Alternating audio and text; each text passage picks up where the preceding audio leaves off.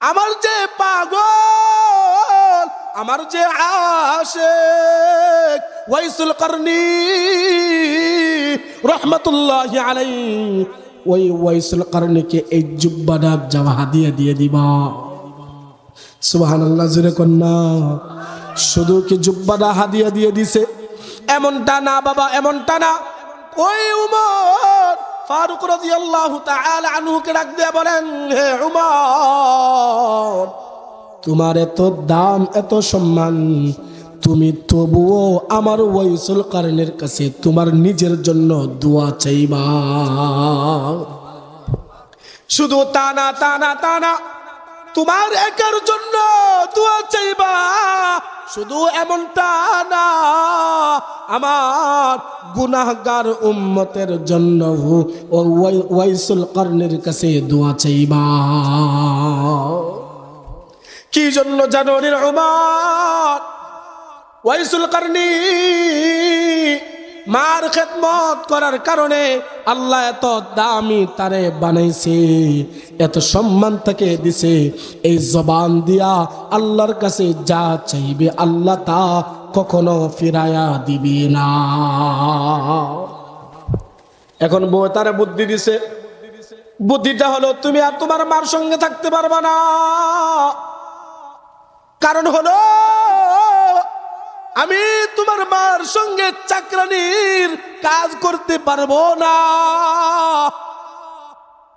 আমি তোমার মার সঙ্গে থাকতে পারবো না, এই কালির কাজ করতে পারবো না, চুলার মধ্যে আগুন দিতে পারবো না। এই কথা বলার পরে বেক্কেলের বেক্কেল, যার জন্য তুই দুনিয়াতে আসলি তারে চিনলি না, যার জন্য তুই দুনিয়াতে আসলি তারে তুই চিনলি না রে বেক্কেল। যখন বউ এই কথা বলছে, বউ এই কথা বলার পরে ওই বেক্কেল বলছে, ঠিকই তো, আমি যদি তোমার সঙ্গে তোমার বাপের বাড়ি চলে যাই, বিল্ডিং এর নিচে ঘুমাইতে পারবো। বড় লোক শ্বশুর বাড়ি পাইয়া বউয়ের বুদ্ধিতে ঘর জামাই চলে গেছে। এই দিক দিয়া মা গরিব, বাবাও গরিব। এখন বাবা তো গরিব মানুষ, হঠাৎ আল্লাহ একটা অসুস্থ দিয়ে দিস। অসুস্থ দেওয়ার পরে জমি জামা আরো যা ছিল, এমনি তো গরিব মানুষ, কিছুই তো নাই। যা ছিল তাও বিক্রি কইরা সব শেষ হয়ে গেছে। এখন বাড়ি ভিটাটাও নাই। তবু ওই আল্লাহর বান্দাকে বাঁচাইতে পারে নাই, দুনিয়ার থেকে চিরবিদায়ের জন্য চলে গেছে। ওই দিক দিয়ে শুধু তার মা জীবিত আছে। মা জীবিত থাইকা শুধু নামাজের মধ্যে কান্না করে, আল্লাহ, আমার সন্তান চলে গেছে, তার শ্বশুর বাড়ি, আমার কষ্ট নাই। ইনি হচ্ছেন মা রে, মার মতো পাগল দুনিয়ার মধ্যে আর কেউ নাই, ঠিক কিনা? এই হলো মা। ডাক দিয়ে আল্লাহরে কই, আল্লাহ, আমার সন্তান তার শ্বশুর বাড়ি চলে গেছে, আমার কোনো দুঃখ নাই।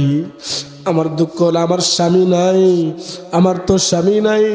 এখন স্বামী নাই, এখন কে আমাকে দেখবে, কে কি করবে? মানুষের বাড়ি বাড়ির দাঁড়ে দাঁড়ে যাইয়া টাকা ওঠাই, ভিক্ষা কইরা চলাফেরা করে, ভিক্ষা কইরা চলাফেরা করে। আর সন্তানের জন্য কান্না করতে করতে, সন্তানের জন্য কান্না করতে করতে দুইটা চোখ অন্ধ হয়ে যায়। নামাজের মধ্যে তবু কান্না ছাড়ে না। হঠাৎ ওই মার সন্তানের অসুস্থ, দেখেন না আল্লাহ তাআলার লীলা খেলা বুঝা বড় দেয়, ঠিক কিনা?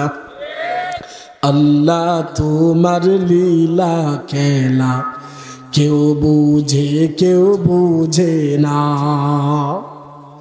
আল্লাহ তাআলার লীলা খেলা বুঝা বড় দেয়। অসুস্থ হয়ে গেছে, এমন অসুস্থ যৌন অসুস্থ, যৌন, বুঝছো এই যুবকরা, বুঝনি? যৌন অসুস্থ, তার পুরুষাঙ্গের মধ্যে কি জানি হয়েছে, একটা ফুসুরির মতো হয়েছে, খাদ্যনি। আস্তে আস্তে খাদ্যনিতে খাদ্যইতে এমন একটা অবস্থা হয়েছে, পছন্দ ডালাইছে। এখন যখন লিঙ্গর মধ্যে পছন্দ ডালাইছে, পছন্দ ধরার পরে হাসবা না, হাসার কথা বলছি না, বুঝার জন্য বলতেছি। পচা ধরার পরে ওই সুন্দরী বউ তো আর জামাইয়ের কাছে থাকে না। ডাক দিয়ে সুন্দরী বউ জামাইকে বলে, তোমার টাকা কামাই করছো, টাকা কামাই করতে করতে অনেক বড় বান্ডাল বানায় লাইছো, আমার টাকা দরকার নাই, তুমি আমাকে সময় দিতে পারো না, গার দইরা শ্বশুর বাড়ির থেকে বাহির করে দিছি। এখন তো যাওয়ার জায়গা নাই, সে তো জানেও না মা আছে নাকি বাবা আছে নাকি মইরা গেছে, তাও খবর নাই। এখন সন্তান রাস্তা দিয়ে বাইর হইছে, আদরের জামাইকে শ্বশুর শাশুড়ি গার দইরা ধাক্কা দিয়া বাড়ির থেকে বাইর করে দিছে। হে বাজান, রাস্তা যে চিন্তা করে জামু কই, যাও তো নাই, যাওয়ার জায়গা নাই। চিন্তা করে জামু কই, যাওয়ার তো জায়গা নাই। মাথায় চিন্তা আসছে, শত অপরাধ করার পরেও মা বাবা জীবনেও সন্তানকে ফালায়া দিতে পারবে না। মা বাবার কাছে চইলা যায়। আগে যেখানে বাড়ি ছিল ওইখানে ওই সন্তান চলে গেছে। সন্তান চলে যাওয়ার পর ওইখানে উপস্থিত হওয়ার পরে দেখে কোনো বাড়ি ঘরদর নাই, বাগান বাড়ি হয়ে গেছি। ওইখানে একটা দারোয়ান দাঁড়ানো, দারোয়ানকে ডাক দিয়ে বলেন, এখানে যে বাড়ি ছিল, বাড়ি কোথায়? ডাক দিয়ে বলেন, এখানে তো বাড়ি নাই। তারা কোথায় চলে গেছে? কম মুরব্বী অসুস্থ হয়েছিল, অসুস্থ হওয়ার পরে মুরব্বী মারা গেছে, বাড়ির ভিটা সব বিক্রি কইরা এখন চিকিৎসা কইরা বাঁচাতে পারে নাই। এই কথা বলার পরে দেখেন না কি করুন ঘটনা। মহিলাটা বাইসে আছে, কোথায় থাকে? কই যে একটা বাঁশের জার আছে, ওই বাঁশের জারের নিচে কাগজ দিয়ে মুড়ায়া তার মা ওই জায়গার মধ্যে জীবন পরিচালনা করে আর সন্তানের জন্য কান্দে, আল্লাহ তুমি আমার সন্তানকে ফিরাইয়া দাও। কারণ কি, আমার স্বামী তো দুনিয়াতে নাই, স্বামী তো দুনিয়াতে নাই। আমি যদি মারা যাই, আল্লাহ গো, আমি যদি মারা যাই, ইয়া আরহামার রাহিমিন, আমাকে তো অন্য পুরুষের হাতে আমাকে কবরে রাখতে হবে। আল্লাহ গো, আমার স্বামীর ফিরাইয়া দাও, আল্লাহ আমার সন্তানকে ফিরাইয়া দাও। স্বামী নিয়ে গেছো, আমার কোনো দুঃখ নাই, আমার সন্তানকে ফিরাইয়া দাও ইয়া মালিক, আমার সন্তানকে ফিরাইয়া দাও। ওই দারোয়ান ডাক দিয়ে বলেন এই কথা, তার মাটা ওইখানে বলে আর কান্না করে, কান্না করতে করতে চোখগুলা অন্ধ বানায় ফেলছি। ওই সন্তানের চোখ দিয়েও ঠপ ঠপ করে পানি পড়ে। দারোয়ান ডাক দিয়ে বলে, আমি যদি তার ছেলেকে পাইতাম, তাকে আমি নিজে আমার জুতাগুলা খুইলা তার গালের মধ্যে বাড়ি দেওয়া শুরু করতাম।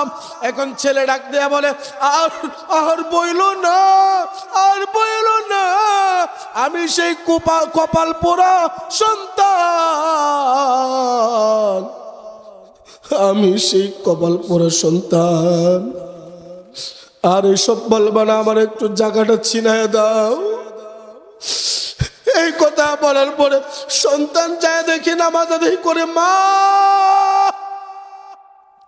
ওই জায়গার মধ্যেও ডাক দিয়ে আল্লাহকে বলে, আল্লাহ গো, আমার সন্তানকে ফিরিয়ে দাও, আমার সন্তানকে ফিরিয়ে দাও। যখন এই কথা বললেন, মা ডাক দিয়ে বলেন, মাকে ছেলে ডাক দিয়ে বলেন, আম্মা গো।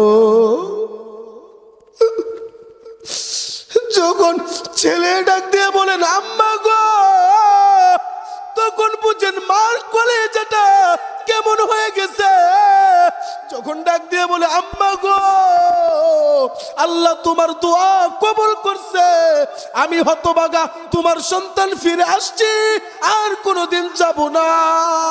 মা ডাক দিয়ে বলেন, সন্তান আমার, যাবি না তো যাবি না, আর আমার একা রাইখা যাবি না। হে বাজানরা, মার খেদমত যদি করতে পারো, মার খেদমত যদি করতে পারো, দুনিয়ার মধ্যে আল্লাহ সম্মান দিবেন। আর যদি মার খেদমত করতে না পারো, দুনিয়ার মধ্যে আল্লাহ দেখায় নিবেন এই যুবকের মতো। যখন আমরা মার গর্ভে ছিলাম, মার গর্ভে থাকার পরে আল্লাহ তাআলা আমাদেরকে খানার সিস্টেম করছেন। মার নাবির সঙ্গে আমার নাবির একটা সুন্দরভাবে লাইন লাগাইয়া দিছি। কিন্তু এই যে একটা সুন্দর মুখ, এই মুখের মধ্যে আল্লাহ তাআলা নাপাক রক্তটা লাগাই নাই। কারণ কি, নাপাক রক্ত এই জবান দিয়ে ভিতরে ঢুকবে, এই জবানটা হলো পবিত্র। যে জবানের মাধ্যমে আমার মালিকের গুণগান গাওয়া হবে দুনিয়াতে আসার পরে, যে জবানের মাধ্যমে সুবহানাল্লাহর আওয়াজ দেওয়া হবে,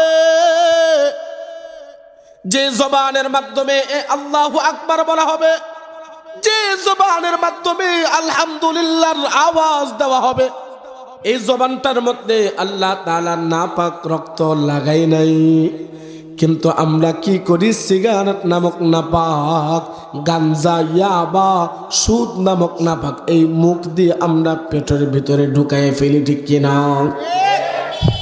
আমার পূর্বে মুফতি মাসুম বিল্লাহ আরিফি সাহেব বয়ান করতেছিলেন, সুদ নামক পায়খানা যারা খাও, হে আমার মুরব্বী বাবাজিরা, হে আমার যুবক ভাইয়েরা, যদি কষ্ট পান আপনাদের পা ধরে বলি, এইভাবে বললে যদি না হয়, সরাসরি আপনার পা ধরতে রাজি।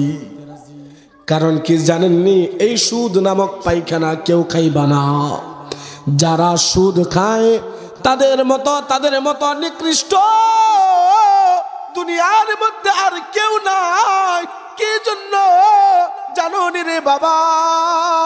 যে সন্তানের মাথার মধ্যে ব্রেন আছে, ব্রেন, ওই সন্তান জীবনেও মার দিকে কুনজরে তাকাতে পারে না, ঠিক কিনা? যে সন্তানের ব্রেন আছে এবং যে সন্তান সুসন্তান, ওই সন্তান জীবনেও মার দিকে কুনজরে কুমন্ত্রণা দিয়ে তাকাইতে পারে না। মানে স্ত্রীর দিকে যে নজরে তাকানো হয়, এই নজরটা জীবনেও মার দিকে যাবে, মার দিকে যাইবে না। হে বাবা, যে ব্যক্তি সুদ খায়, সুদ নামক পায়খানা খায়, ওই ব্যক্তি মার সাথে জিনা করলে যে গুনাহটা হয়, ওই গুনাহ তার আমলনামার মধ্যে উঠে যায়। এই কথা শোনার পরেও যদি তুমি সুদ খাও, আমি নিষেধ করি না। তুমি যদি তোমার মার সঙ্গে জিনা করতে পারো, যাও তুমি সুদ খাও। হে আমার বাবারা, সুদ নামক পায়খানা খাওয়া যাবে না। আল্লাহ তাআলা যে মুখটা তো পবিত্র মুখ রাখছেন, এই মুখ দিয়া একমাত্র কেবলমাত্র কার নাম জপা হবে? সবাই একটু চিৎকার মেরে আল্লাহকে ডাক দেন না, আল্লাহ। আওয়াজ হয় নাই বাজান, আরো চিৎকার মেরে ডাক দেন না, আল্লাহ। কি জন্য ডাক দিবা জানোনি? আমার মালিক বলেন, উদউনি উদউনি উদউনি আস্তাজিব লাকুম। আল্লাহ তাআলা ডাক দিয়ে বলেন, হে বান্দারা, তোরা আমাকে ডাক দিতে দেরি করবি, আমি আল্লাহ তোদের ডাকে সাড়া দিতে আমি আল্লাহ দেরি করি না। এই জন্য একটু আল্লাহকে উচ্চ স্বরে ডাক দেন না, আল্লাহ। আর মিয়া, রাত যত গভীর হয় সবার দরজা তত বন্ধ হয়। মার দরজা বন্ধ হয়ে যায়, বাবার দরজা বন্ধ হয়ে যায়, বন্ধু বান্ধবের দরজা বন্ধ হয়ে যায়, আত্মীয় স্বজনের দরজা বন্ধ হয়ে যায়। কিন্তু একটা দরজা খোলা থাকে, তিনার নাম কি? আর চিৎকার মেরে বলেন, তিনার নাম কি? একমাত্র আল্লাহ তাআলার দরজাটাই খোলা থাকে। রাত্রে শেষ প্রহরীতে আল্লাহ স্বয়ং নিজে আমাদেরকে ডাকতে থাকে, আমার বান্দারা, তোর কার কি দরকার আমার কাছে চা, তোর ধন সম্পদ দরকার আমার কাছে চা, তোর সন্তান দরকার আমার কাছে চা, তোর টাকা পয়সা দরকার আমার কাছে চা, তোর ঋণ মুক্ত হওয়া দরকার তুই আমার কাছে চা। স্বয়ং আল্লাহ তাআলা আমাদেরকে চতুর্থ আসমানের মধ্যে আইসা ডাকতে থাকে। সবার দরজা বন্ধ হয়ে যায়, কিন্তু দরজা খোলা থাকে কার? এই জন্য সব কিছু আল্লাহর কাছে চাইতে পারবেন কে কে? সবাই পারবেন তো ইনশাআল্লাহ? সব কিছু কার কাছে চাইতে হবে? কার কার কার কার? আরো আল্লাহু আকবার বলেন, আল্লাহু আকবার। আরো আওয়াজ দিয়ে বলেন না, আল্লাহু আকবার। একমাত্র আল্লাহর কাছে চাইতে হবে, কোন মানুষের কাছে চাওয়া যাবে? আর জোরে বলেন। আপনাদের আওয়াজ শুনে মনে হচ্ছে মনে হয় কোন পীর বাবা সন্তানের মালিক। সন্তানের মালিক পীর নাকি আল্লাহ? আর জোরে বলেন। নাই পর্দা তো নাই, ওই হুজুর দেখলেই যত পর্দা, দৌড় দে। আর অন্য অন্য মানুষের সামনে যাওয়া মনে হয় জায়েজ। জায়েজ নাকি হারাম? বর্তমান সমাজ যুবকরা তো একটা মহিলা যদি রাস্তায় দেখতে পারে একবার, এই হে ভাই যুবকরা, তুমি যেমন যুবক সন্তান, আমিও কিন্তু যুবক, তোমার বয়সের চাইতে আমার বয়স অধিক বেশি হইবে না। আচ্ছা বলো না, বর্তমান সমাজের মধ্যে যে নারী ফিতনা, নারীরা বেপরদা ফিতনা, বেপরদা নারীরা আছে, তাদের মুখের মধ্যে ময়লা আছে না নাই? আর যেরকম 2 দিন ঘুমায় যদি ব্রাশ না করে, দুর্গন্ধ কারে কয় টের পাইবা। কানের মধ্যে ময়লা আছে না নাই? নাকের মধ্যে ময়লা আছে না নাই? পেটের মধ্যে তো এটা আমাদের গুডাউন ময়লার, ঠিক না? হে যুবকরা, যদি তোমরা দুনিয়ার মধ্যে থাইকা মেয়েদের ফিতনায় না পড়ো, হাশরের ময়দানে আল্লাহ তাআলা তোমার আমার জন্য এমন নাজ নিয়ামত রাখছেন, এমন হুর রাখছেন, দুনিয়ার মধ্যে যদি 1 ফোঁটা থুতু মাত্র ফালাই, সারা দুনিয়ার গাছপালা তরুলতা সব মিষ্টি হয়ে যাইব। সুবহানাল্লাহ। বেপরদার দিকে তাকাইবা না। বর্তমান সময়ে আল্লাহ এমন একটা জামানার মধ্যে পাঠাইছে, যে জামানার মধ্যে রাস্তায় বাহির হইলে যদি চলতে চাই আমি গুনাহ থেকে বেঁচে থাকবো, পারি না। রাস্তা দিয়ে বেপরদা আর বেপরদা, ঠিক কিনা? আল্লাহ রে, ও আল্লাহ রে, কোন জামানায় পাঠাইলা আমারে, ও আল্লাহ রে, আল্লাহ রে, কোন জামানায় পাঠাইলা আমারে। বর্তমানের ছেলে মেয়ে সমান সমান মাপ, লম্বা চুল কাটিয়া মাইয়াই লাগাই ক্যাপ, ঠিক কিনা? বর্তমানের ছেলে মেয়ে সমান সমান মাপ, লম্বা চুল কাটিয়া মাইয়াই মাথায় লাগাই ক্যাপ। আল্লাহ রে, কোন জামানায় পাঠাইলা আমারে, ও আল্লাহ রে, আল্লাহ রে, কোন জামানায় পাঠাইলা আমারে। বর্তমানের ছেলে মেয়ে রাস্তায় হাইটা যায়, আবার কারো সুরে সুরে বুকটা ফাইটা যায়, ঠিক কিনা? বর্তমানের ছেলে মেয়ে রাস্তায় হাঁটতে যায়, আবার কারো সুরে সুরে বুকটা ফাইটা যায়। আল্লাহ রে কোন জামানায় পাঠাইলা আমারে, ও আল্লাহ রে, আল্লাহ রে কোন জামানায় পাঠাইলা আমারে। বর্তমানের ছেলে মেয়ে করে কি কারবার, মগাই পিছে মগি সামনে হুন্ডারি ড্রাইভার, ঠিক কিনা? আর চিৎকারে বলে বলেন ঠিক কিনা? বর্তমানের ছেলে মেয়ে করে কি কারবার, মগাই পিছে মগি সামনে হুন্ডারি ড্রাইভার। আল্লাহ রে কোন জামানায় পাঠাইলা আমারে, ও আল্লাহ রে, আল্লাহ রে কোন জামানায় পাঠাইলা আমারে। মিল আছে না নাই? আর জুড়ে বলেন। এইরকম নাই আমাদের দেশে? নাই? একটা ঘটনা মনে হয়ে গেছে, কই এলতাম নি আই আর না নাই কই হালাই, ঠিক না? এখন ঘটনাটা হলো, কয়েকদিন আগে আমি মাহফিলে যাইতেছিলাম। তো মাহফিলে যাওয়ার সময় কুড়িল বিশ্ব রোড আছে না, কুড়িল বিশ্ব রোডের মধ্যে নামছি। নামার পরে আমি তো আর ওই মানে এত উচ্চ লেভেলের বক্তা না, ছোটখাটো বক্তা, তো চিনেও না কেউ। আমি পিছন দিক দিয়া এমন একটা অবস্থা হয়েছে, এক মহিলারে আমি ভাই ডাকিয়া বললাম, ভাই যান এই ঠিকানাটা কোথায়? ভাইজান এই ঠিকানা কোথায়? তাকায় তো দেখি কিরে মুজাক্কারের জায়গায় মুয়ান্নাস, পাহাড় পর্বত যদি না দেখতাম পুরুষ না মহিলা চিন্তামই না। বর্তমান সময় এমন হয়ে গেছে, দুনিয়ার মধ্যে কিয়ামতের আলামত হয়ে গেছে।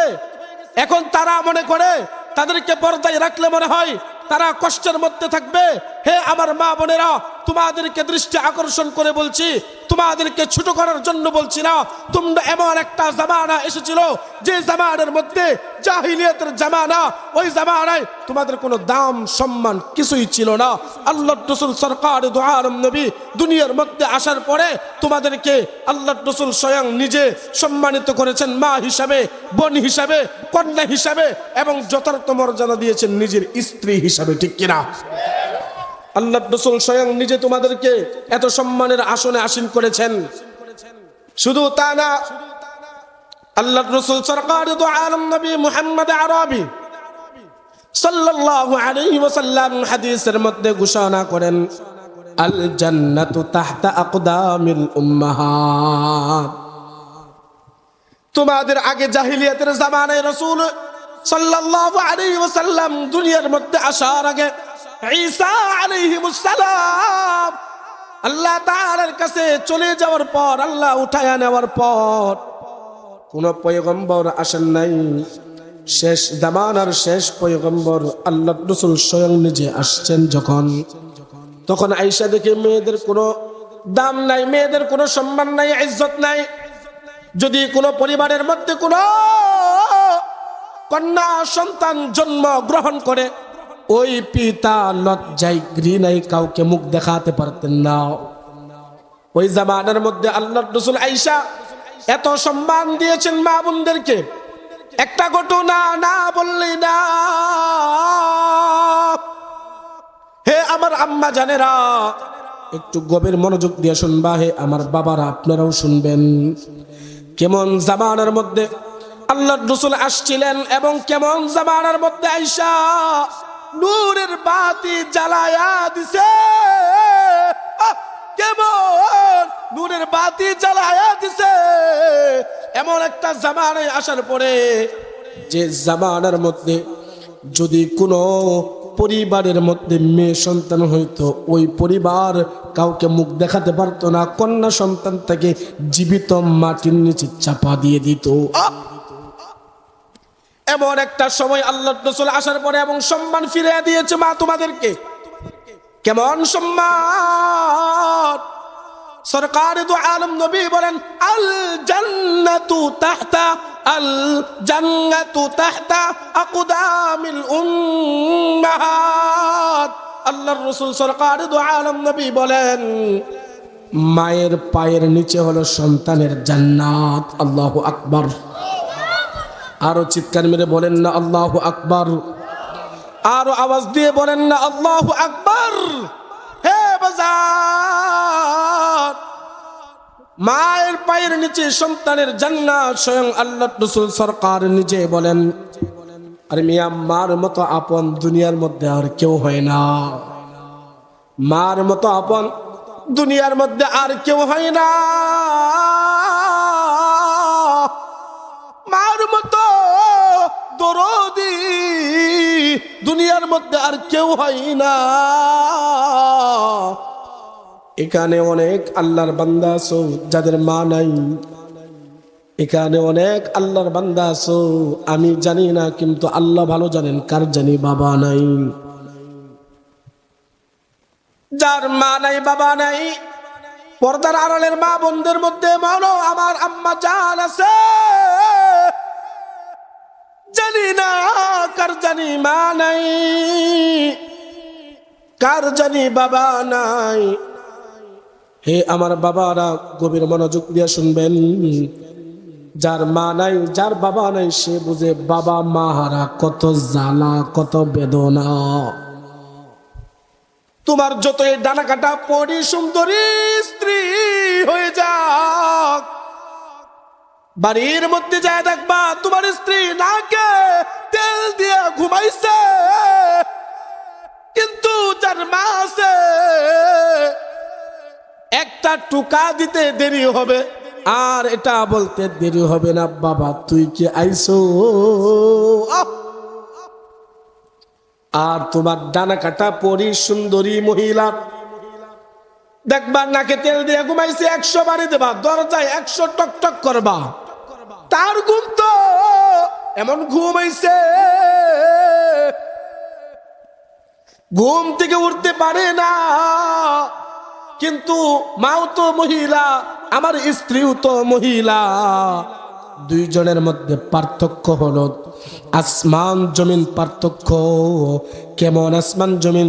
যে মা আমাকে গর্ভে ধারণ করছে, ওই মা যখন আমার সারা দুনিয়ার মধ্যে ঘোরাফেরা করার পরে যদি আবার একটু বিপদ হয়ে যায়, মার মন কেঁপে উঠবে, মার মন আগে জানবে, পশু পাখি জানার আগে মা জানবে আমার সন্তানের না জানি কি বিপদ হয়েছে। কিন্তু তোমার স্ত্রীকে যদি তুমি কিছু না দিতে পারো, সময় মতো যদি তুমি কিছু না তারে পূরণ করতে পারো, বলবে কি জানো, আমি দেখে তোমার ঘর সংসার করলাম, অন্য মহিলা হইলে তোমার ঘর সংসার করতো না। হে বাজানরা, মার মতো আপন যার মানে একটু মনটাকে নরম করে দাও। মার মতো আপন দুনিয়ার মধ্যে আর কেউ হয় না। যারা মার খেদমত করো, আল্লাহ তাআলা দেখবা তোমাকে সম্মানের সাথে দুনিয়ার মধ্যে হায়াত দান করবেন, সুবহানাল্লাহ। আর মার সাথে যদি দুর্ব্যবহার করো, যতই উন্নতি করো না কেন,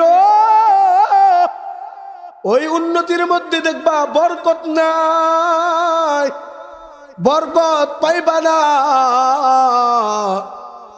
আমার হযরত এনামুল হক আইয়ুবী দামাত বারাকাতুহুম, উনিও তো একজন মার গর্ভ থেকে দুনিয়ার মধ্যে আসছেন। মুফতি মাসুম বিল্লাহ আরিফি দামাত বারাকাতুহুম, তিনিও তো একজন মার গর্ভ থেকে আসছেন। আমি আব্দুল সালাম জিহাদিও তো একজন মার গর্ভ থেকে আসছি।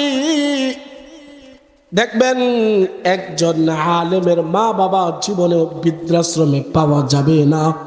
যত বৃদ্ধাশ্রমে পাইবেন, ওই যারা জানতে জানতে জানোয়ার হয়ে গেছে, ওই জাননেওয়ালা শিক্ষিত মূর্খের মা বাবা হলো ওই বৃদ্ধাশ্রমে।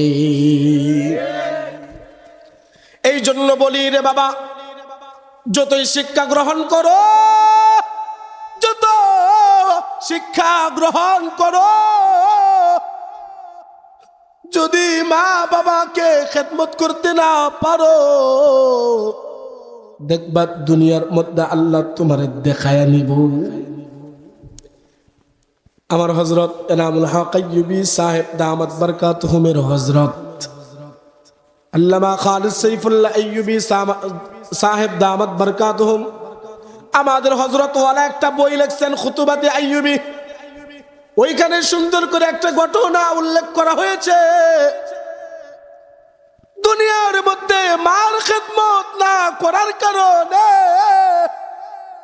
আল্লাহ দুনিয়ার মধ্যে দেখা দিছে। হে বাবারা, গভীর মনোযোগ দিবেন। এক ছেলে সুন্দরী একটা ফুটফুটে কন্যা সন্তানকে দেখা পাগল হয়ে গেছে। এমন পাগল ওই সুন্দরী মহিলার ছাড়া তার চলবে না।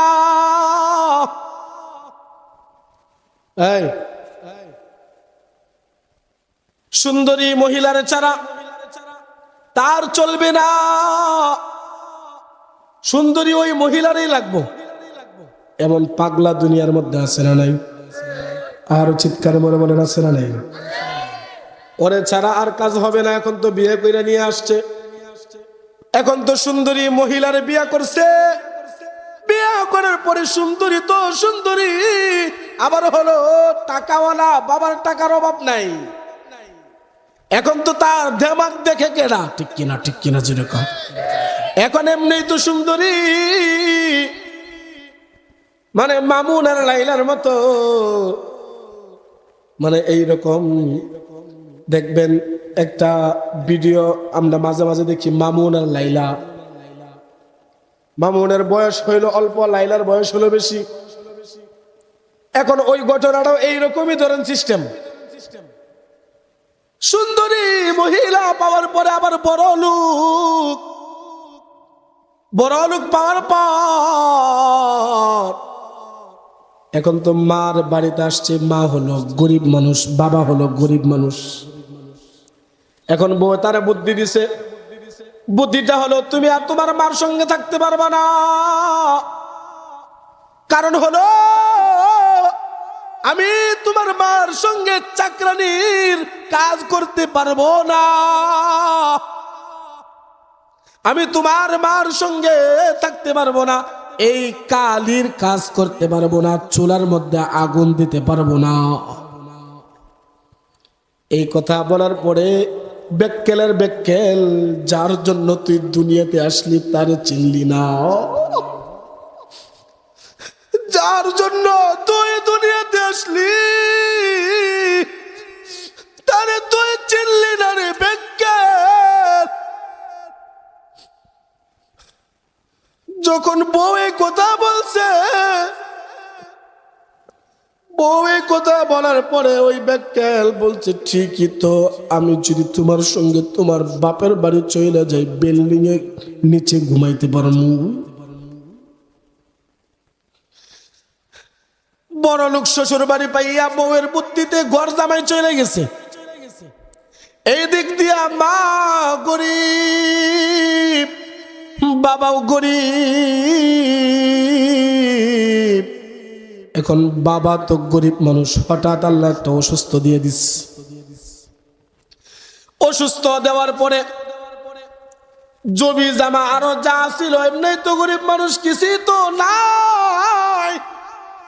যা ছিল তাও বিক্রি কইরা সব শেষ হয়ে গেছে। এখন বাড়ি ভিটাটাও নাই।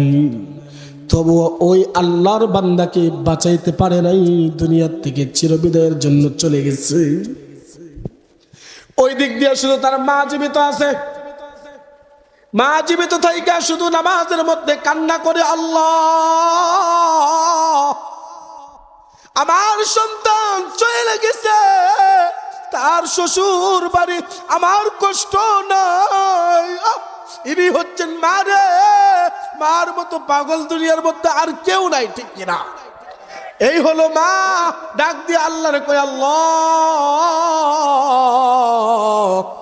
আমার সন্তান তার শ্বশুর বাড়ি চলে গেছে, আমার কোনো দুঃখ নাই। আমার দুঃখ হলো আমার স্বামী নাই, আমার তো স্বামী নাই। এখন স্বামী নাই, এখন কে আমাকে দেখবে, কে কি করবে? মানুষের বাড়ি বাড়ি দাঁড়ে দাঁড়ে যাইয়া টাকা ওঠাই, ভিক্ষা কইরা চলাফেরা করে, ভিক্ষা কইরা চলাফেরা করে। আর সন্তানের জন্য কান্না করতে করতে, সন্তানের জন্য কান্না করতে করতে দুইটা চোখ অন্ধ হয়ে যায়। নামাজের মধ্যে তবুও কান্না ছাড়ে না। হঠাৎ ওই মার সন্তানের অসুস্থ, দেখেন না আল্লাহ তাআলার লীলা খেলা বুঝা বড় দেয় ঠিক কিনা? আল্লাহ তোমার লীলা খেলা কেউ বুঝে কেউ বুঝে না। আল্লাহ তাআলার লীলা খেলা বুঝা বড় দেয়। অসুস্থ হয়ে গেছে, এমন অসুস্থ, যৌন অসুস্থ, যৌন, বুঝছো এই যুবকরা, বুঝনি? যৌন অসুস্থ। তার পুরুষাঙ্গের মধ্যে কি জানি হয়েছে, একটা ফুসুরের মতো হয়েছে, খাদ্যনি। আস্তে আস্তে খাদ্যনিতে খাদ্যইতে খাদ্যইতে এমন একটা অবস্থা হয়েছে, পছন্দ হইরা লাইছে। এখন যখন লিঙ্গের মধ্যে পছন্দ হইরা লাইছে, পছন্দ ধরার পরে হাসবা না, হাসার কথা বলছি না, বুঝার জন্য বলতেছি। পচা ধরার পরে ওই সুন্দরী বউ তো আর জামাইয়ের কাছে থাকে না। ডাক দিয়ে সুন্দরী বউ জামাইকে বলে, তোমার টাকা কামাই করছো, টাকা কামাই করতে করতে অনেক বড় বান্ডাল বানায় লাইছো, আমার টাকা দরকার নাই, তুমি আমাকে সময় দিতে পারো না। গার দইরা শ্বশুর বাড়ির থেকে বাহির করে দিছি। এখন তো যাওয়ার জায়গা নাই, সে তো জানেও না মা আছে নাকি বাবা আছে নাকি মইরা গেছে, তাও খবর নাই। এখন সন্তান রাস্তা দিয়ে বাইর হইছে, আদরের জামাইকে শ্বশুর শাশুড়ি গার দইরা ধাক্কা দিয়া বাড়ির থেকে বাইর করে দিছে। হে বাজান, রাস্তা যে চিন্তা করে যাবো কই, যাবো তো নাই, যাওয়ার জায়গা নাই। চিন্তা করে যাবো কই, যাওয়ার তো জায়গা নাই। মাথায় চিন্তা আসছে, শত অপরাধ করার পরেও মা বাবা জীবনেও সন্তানকে ফালায়া দিতে পারবে না। মা বাবার কাছে চইলা যায়। আগে যেখানে বাড়ি ছিল ওইখানে ওই সন্তান চলে গেছে। সন্তান চলে যাওয়ার পর ওইখানে উপস্থিত হওয়ার পরে দেখে কোনো বাড়ি ঘর দর নাই, বাগান বাড়ি হয়ে গেছি। ওইখানে একটা দারোয়ান দাঁড়ানো, দারোয়ানকে ডাক দিয়ে বলেন, এখানে যে বাড়ি ছিল, বাড়ি কোথায়? ডাক দিয়ে বলেন, এখানে তো বাড়ি নাই। তারা কোথায় চলে গেছে?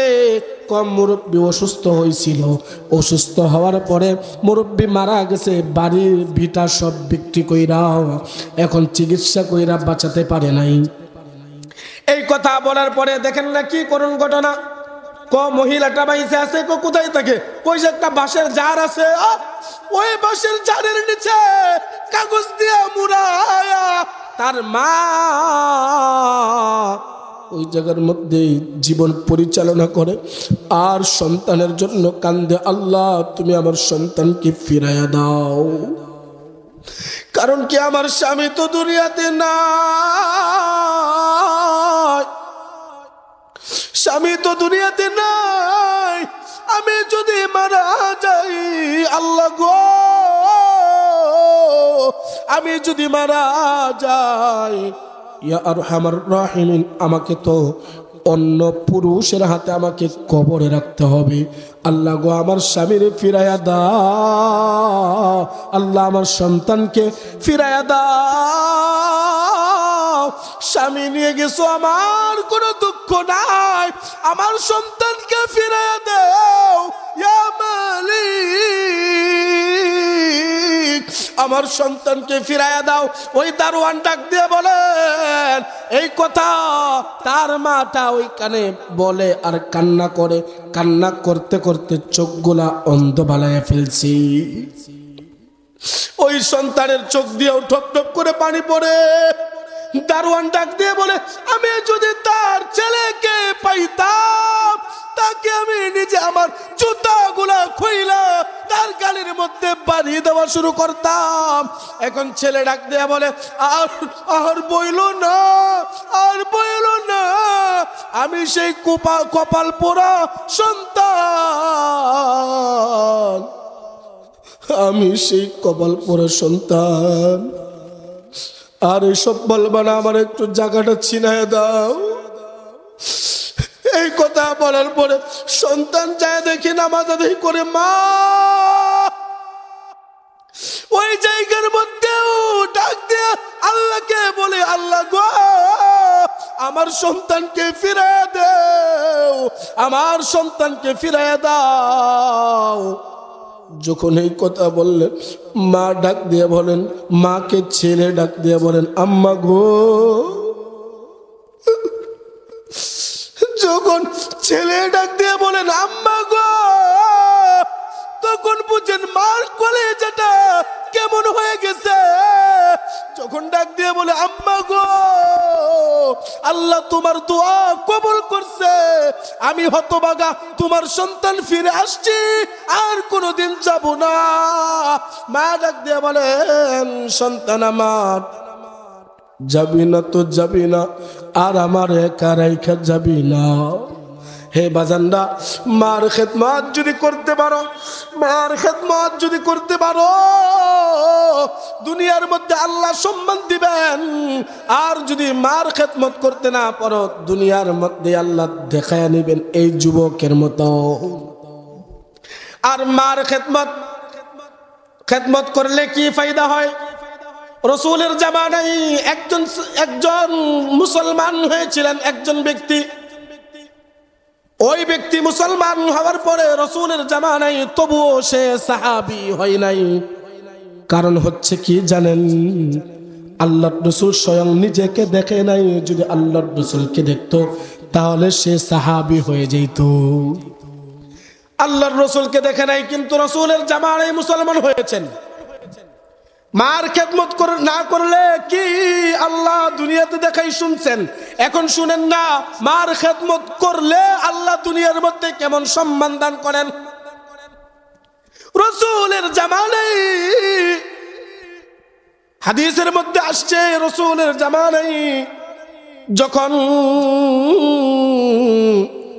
মুসলমান হলেন, কিন্তু রসুলকে দেখতে পারে নাই, এই জন্য সাহাবী হয় নাই।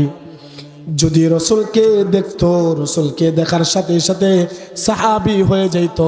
আর সাহাবী এই নজর দিয়া আল্লাহর রসুলকে যে দেখে, তার জন্য জাহান্নামের আগুন হারাম হয়ে যায়। আল্লাহু আকবার।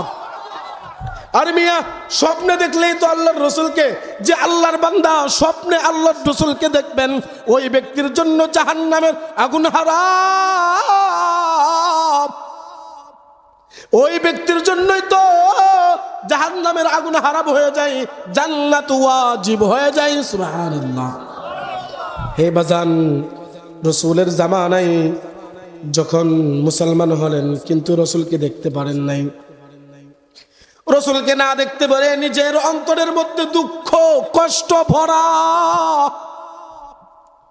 একজন রসুলের আশিক ছিলেন, চিঠি লিখছে, সরকার আমি আপনার সাথে দেখা করবার চাই।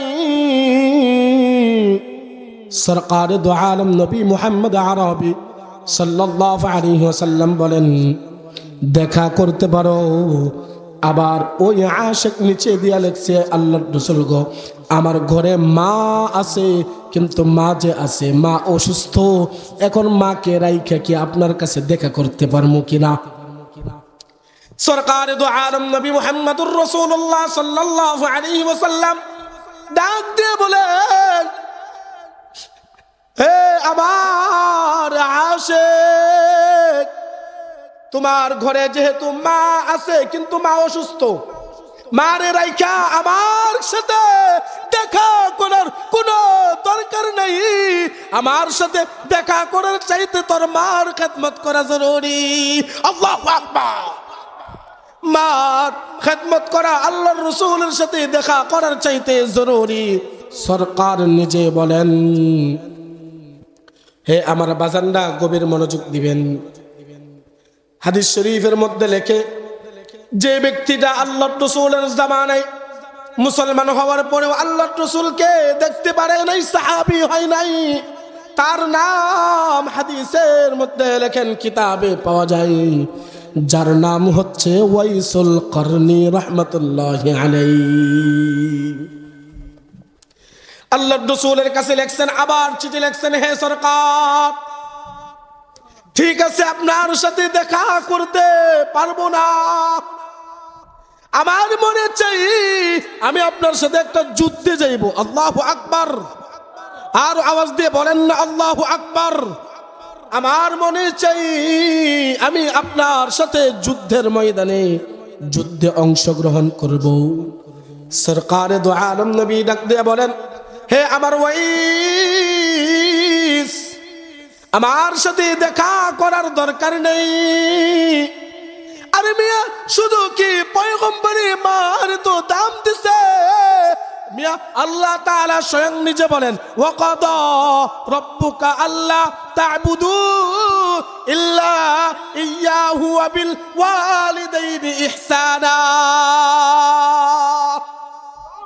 আল্লাহ তাআলা স্বয়ং নিজে বলেন মা বাবার কথা।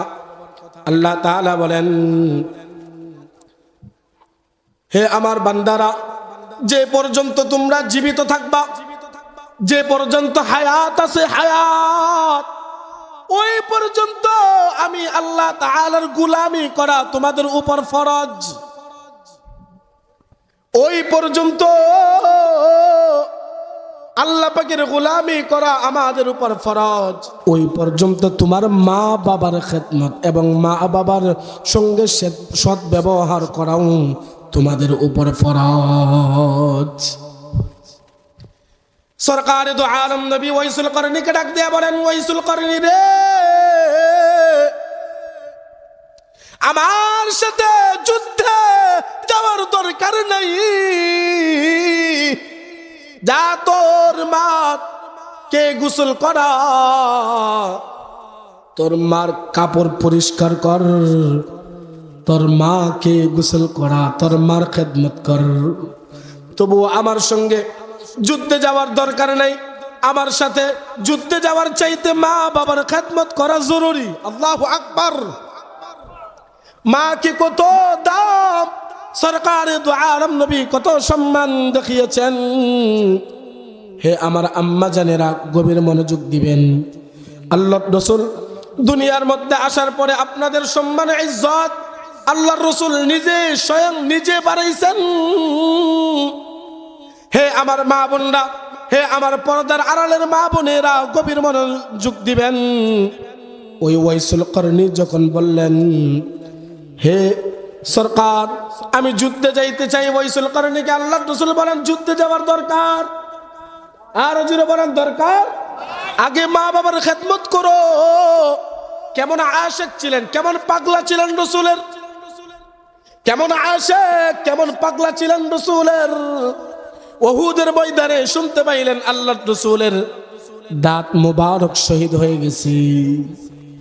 ওই দিক দিয়ে ওয়াইসুল করনী বলেন, আল্লাহর রাসূল সরকারে দো আলম নবীর দাঁত পড়ে গেছে, আমি ওয়াইসুল করনীর মুখের মধ্যে দাঁত থাকবে এটা হতে পারে না। একটা একটা করে ওই তাজা শক্ত দাঁতগুলা মুখ থেকে উঠায় ফেলছে। এই ছিলেন আশিক রাসূল। আর আমরা তো নামে আশিক রাসূল, কামে না। আমরা রবিউল আউয়াল মাস আসলে ইয়া নবী সালাম আলাইকে বলে দাঁড়ায় যাই, নামে আশিক রাসূল, কিন্তু আসলে আশিক রাসূলুল্লাহ তারা হলো আশিক সিন্নি। ঠিক কিনা? আর যারা বলেন না ঠিক কিনা? ওই ওয়াইসুল করনী রাহমাতুল্লাহি আলাইহি এত দামি হয়ে গেলেন। কি জন্য দাম হইলেন? মার খেদমত করার কারণে। হযরতে উমর ফারুক রাদিয়াল্লাহু তাআলা আনহুকে আল্লাহর রাসূল যখন ওয়াফাত হয়ে যাইবেন, ওয়াফাতের সময়, মৃত্যুর সময় আল্লাহর রাসূল হযরতে ওমর ফারুক রাদিয়াল্লাহু তাআলা আনহুকে ডাক দিয়ে বলেন, হে ওমর, তোমার এত দাম, দুনিয়ার মধ্যে থাকা অবস্থায় তোমাকে আল্লাহ তাআলা আশরা মুবাশশারা 10 জন সাহাবীর মধ্যে একজন, দ্বিতীয় নম্বরে তোমাকে জান্নাতের সার্টিফিকেট স্বয়ং আল্লাহ দিয়েছেন। সুবহানাল্লাহ।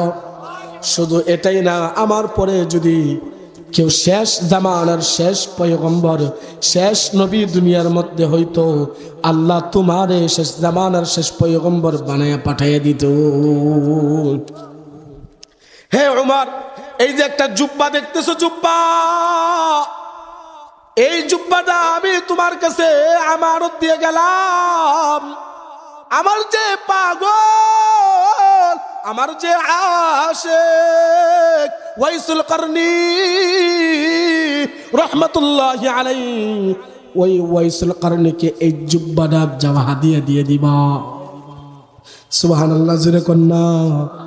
শুধু কি জুব্বাটা হাদিয়া দিয়ে দিছে এমনটা না বাবা, এমনটা না।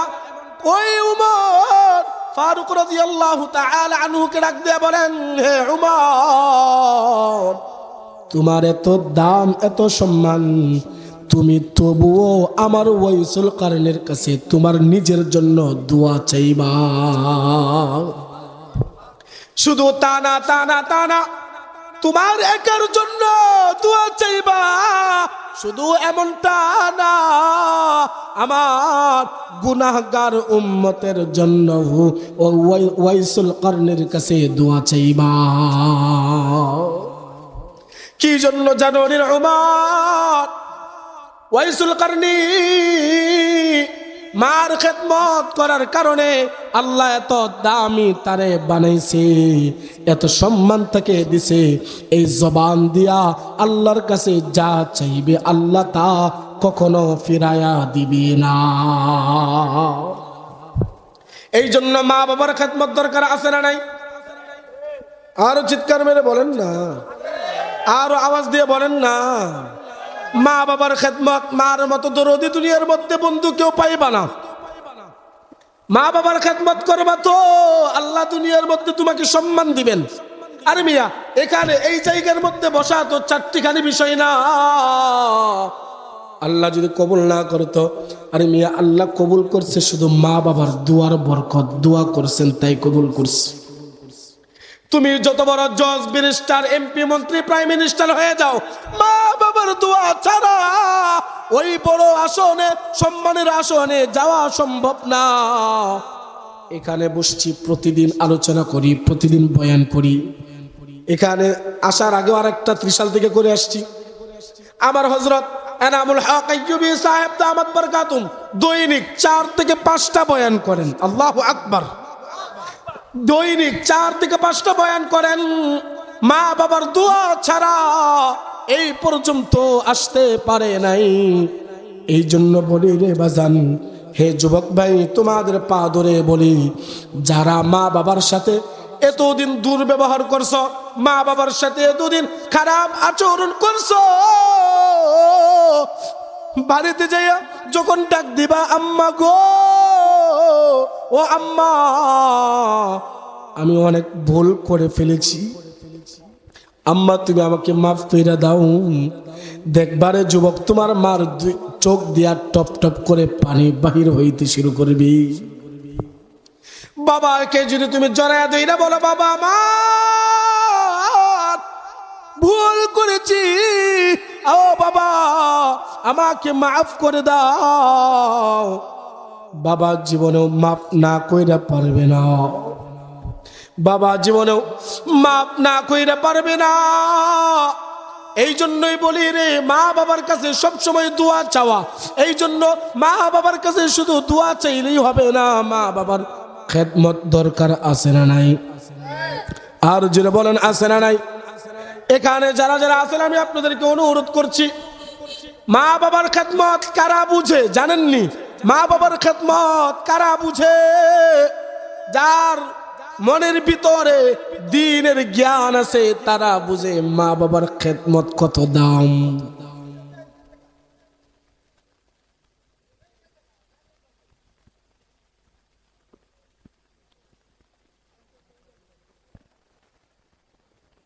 এই আওয়ামী লীগ থেকে গেছে গাড়ি কেডা? ঠিক কিনা জোরে ক, আরো চিৎকার করে বলে ঠিক কিনা? এখন তো স্বৈরাচার নাই, আগের দিন শেষ হয়ে গেছে। ঠিক কিনা জোরে কন, আরো জোরে কন ঠিক কিনা? আরে মিয়া আগে মাইক টান দিতা, এখন আইসা দেখো কয়দিন আসে আর যাই দেখাই দিব। ঠিক কিনা? কি জন্য আল্লাহ ছাড় দেয় কিন্তু কোন নাস্তিককে ছেড়ে দেয় না। ঠিক কিনা? টাকলা মুরাদ বলছিল সংসদে ইসলাম রাখবে না, কোরআন রাখবে না, এখন তো সেই নাই। ঠিক কিনা? বলছিল কে জানি খেলা হইব, খেল মুকাল লগে, সেই তো নাই। ঠিক কিনা জোরে কন? এইসব কিছু আউল ফাউল পাগলা ছাগলা এইসব গুলারে যদি ঠেলা না দিতে পারেন সহজে সাইজ হবে না। ঠিক কিনা? আল্লাহ বুঝার তৌফিক দান করেন। আর জোরে কন আমিন, আর আওয়াজ দিয়ে বলেন আমিন। ওই বক্স কি গেছে গা তোমার? হ্যাঁ কম কে সাউন্ড বাড়াও, কেডা কমাই কমাই দিছে? হ্যাঁ কমাক গা, হ্যাঁ কিছু কম গা, হ্যাঁ তো বুঝে না নতুন। ঠিক না? ঠিক না? বুঝে না নতুন। এই জন্যই তো মানে কোন জায়গার মধ্যে কি বলতে হইব বুঝা হারে নাই, তো মানে মনে করছে এই যে আগের হুজুর, এটা অন্য হুজুর মনে করছে। ঠিক কিনা? তো আমাদের হযরত এনামুল হক আইয়ুবী সাহেব দামাত বরকাতুহুম এখনই স্টেজের মধ্যে চলে আসবেন ইনশাআল্লাহ। অল্প সময় আপনারা শুনতে রাজি আছেন ইনশাআল্লাহ? অল্প সময় শুনতে রাজি আছেন ইনশাআল্লাহ? আল্লাহ তাআলা আমাদের সকলকে কবুল করেন। আমিন কই না? আর জোরে কর না আমিন। আসমান কার? আর জোরে বলেন, আর চিৎকার করে বলেন জমিন কার? আমি কার? আপনি কার? শরীরের মধ্যে যৌবনের শক্তি দিয়েছেন কে? যেহেতু আল্লাহর সবকিছু, আল্লাহর আইন থাকবে, কোন তাগুত গোষ্ঠীর আইন বাস্তবায়িত করতে দিব না। ঠিক কিনা?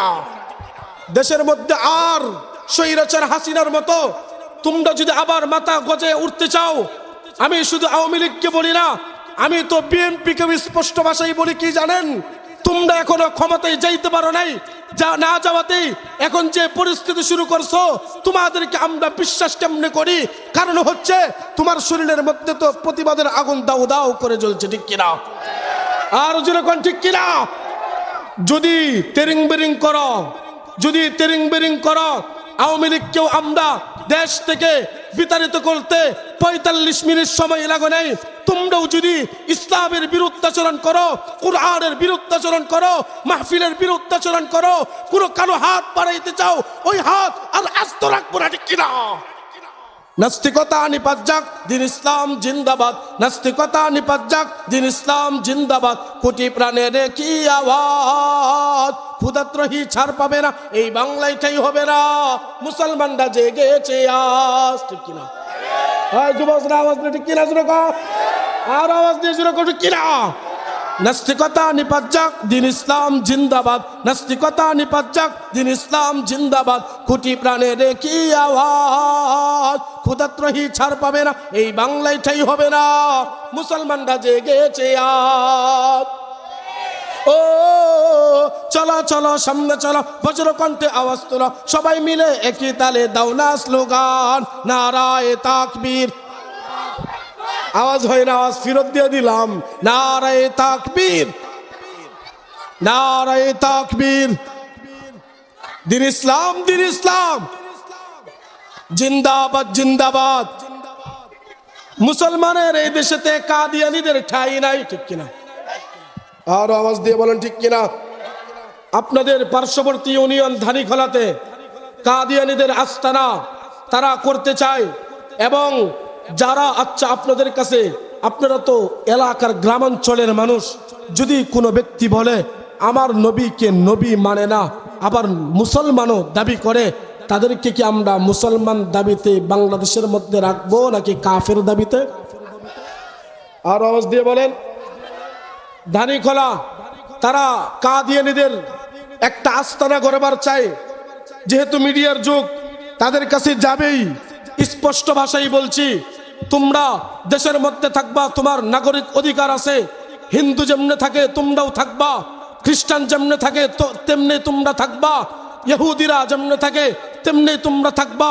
কিন্তু মুসলমানের দাবিতে তোমরা যদি আবার মুসলমান দাবি কইরা বাংলাদেশের মধ্যে থাকতে চাও, যুবকদের শরীরের মধ্যে এক বিন্দু রক্ত থাকা অবস্থায় এটা বরদাস্ত করবে না, ঠিক কিনা? আর চিৎকার মেরে বলেন ঠিক কিনা? আরে মিয়া, কাদিয়ানিরা কি মুসলমান না কাফের? আর জুড়ে বলেন মুসলমান না কাফের? মুসলমানের এই দেশেতে কাদিয়ানিদের ঠাঁই নাই, কাদিয়ানিদের পক্ষে যারা তাদের কোনো রক্ষা নাই, ঠিক কিনা? মুসলমানের এই দেশেতে নাস্তিকদের ঠাঁই নাই, নাস্তিকদের পক্ষে যারা তাদের কোনো রক্ষা নাই, ঠিক কিনা?